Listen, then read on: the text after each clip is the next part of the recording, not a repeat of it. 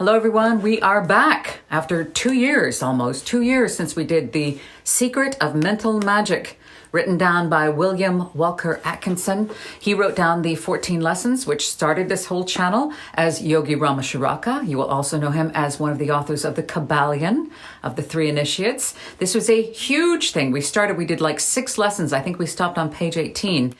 The ancient use of willpower.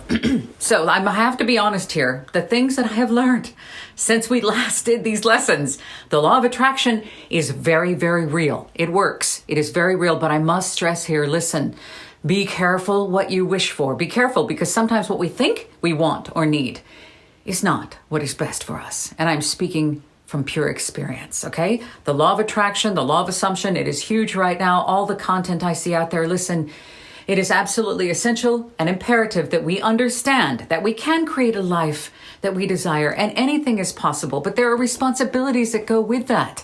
This law is not, and I am underlining, bold fonting here, this law is not to be used if what you are wanting to manifest will cause harm to any other being, or if what you are wanting to manifest will take something away from someone else. This is called, this whole thing, the law of attraction is Kriya Shakti, which is thought power, a Sanskrit word which means power to do or create from. Kriya meaning action and Shakti meaning power. Thoughts are living forces. We need to choose them wisely. All right, through stupidity, we can learn to be wise.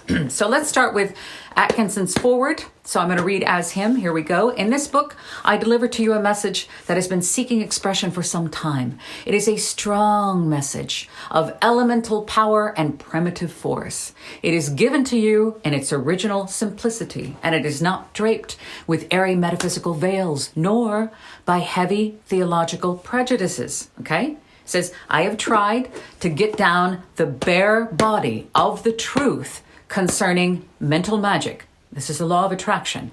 Although, in order to do so, Atkinson writes, I have had to strip away covering after covering of personal views, of writers, of teachers, of schools and cults. He says, I have cast aside these discarded draperies, and now he presents it to us here in the simple, natural truth as he has found it. Now, some who are partial to these added draperies and dramas, they may resent this. They may not like it that we're doing it this way. They may not. But he says, I can't help it if they don't. Others may be shocked at the nakedness of the unadorned truth. He says, I can't help this either. This book was not written for mental prudes. So let them stalk off and then hide their faces and then take a peek when no one is looking. Of course, a lot of people do that, don't they? Atkinson says these lessons are solid and contain much strong food for strong people. There is nothing light and sweet about these lessons. They are solid food. Okay, he's giving you the real deal here. This is not airy-fairy law of attraction. This is the real thing, and it must be partaken of as such. Partaken of properly, they will nourish you and strengthen you and build up muscle, tissue, and bone. But swallowed quickly, they won't work. They're not going to. Hygienic laws operate on the mental as well as the physical plane. Now, these lessons are full of concentrated, condensed, ancient information and must be partaken of in small bites. So these are going to be short little studies. We must chew them in order to digest them properly. We must study each lesson before we go on to the next. You cannot skim over these lessons just to get to the good part in one single reading. If you expect to master this law, they need reading, rereading, revisiting, and every time we go over them, we'll find something new. I don't know what it is about these, that's how it works. I have compressed this in this tiny little book. Enough matter to fill 6 books, he says. If properly diluted and spread out, it would fill 6 books. The original book was supposed to be 200 pages, but after the original manuscript was given to the printers, he kept on thinking of more stuff to put in the book, and then they were dovetailed in, and so it might not flow as well as he wanted it to, but he wanted to get it out there back in the day. This is from the New Thought movement, written at the beginning of the 1900s. Okay, so that's how old this book is, but the teachings are ancient.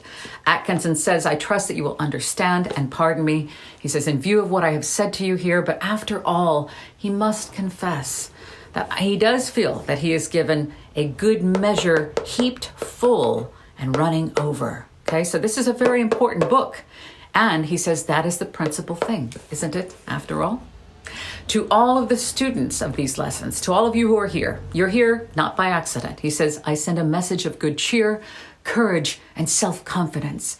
You, he says, are centers of power in the great ocean of universal power. Realize this truth, and you will have attained that which you seek. You have attracted this book to you. You've attracted this video to you. Now, take what the law has sent you and use it. And as it has brought you this video, this book, it will also bring you that which you so ardently desire.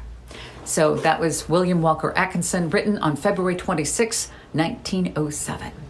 Now, he writes also here, we're going to visit, these aren't going to be too long. We're going to go and revisit Atkinson's basic statement. He says here, there exists a universal dynamic principle of life, pervading all space, immanent in all things, manifesting in an infinite variety of forms and life and energy or force. Listen. And the essential inner nature of that universal principle is mind. The energy or force of that principle is no respecter of people. It doesn't matter who or what you are. It does not matter if you're a good person or a bad person. All right? Its services are open to everyone, and it operates in response to the proper effort, no matter by whom it be exerted. It doesn't matter what you're using it for. That's why you have to be careful and be responsible and be ethical. But the proper effort must be exerted consciously or unconsciously. Else there will be no operation of the forces. This won't work, okay? So he's writing here, let's take a look at the priestly adepts. Let's revisit this. He says, I could fill pages and pages and pages about all the disguises under which mental magic masquerades, but I must hurry on and tell the how. And I could do no more than just call your attention to the many evidences of the use of mental magic in all parts of the world. So, all through history, listen, the ancient mysteries of Egypt and Greece were systems of forms and ceremonies, listen, wherein were hidden the use of mental magic. The sick were brought to the temples and healed. The minds of the populace were filled with the thoughts of victory, impressed upon them by the will and subtle suggestions of the priests. So what we now call will force or will power and even mental suggestion, including that we call affirmations. You've heard of affirmations or auto-suggestions. They were understood and skillfully used by the priests or the magicians in order to control the masses. And it must not be for a moment supposed that these forces were used for evil purposes. Not always. On the contrary, the priests were the real governing classes, the powers behind the throne, and they felt the responsibility of power, very responsible, of power, and they endeavored to use their knowledge of the occult forces of the mind to help the people on the right path. That is the correct way of using them. Of course, there have always been selfish people, and we hear of cases all the way back to the beginning of time where this power was prostituted for evil and selfish purposes, just as power is always capable of wrong application.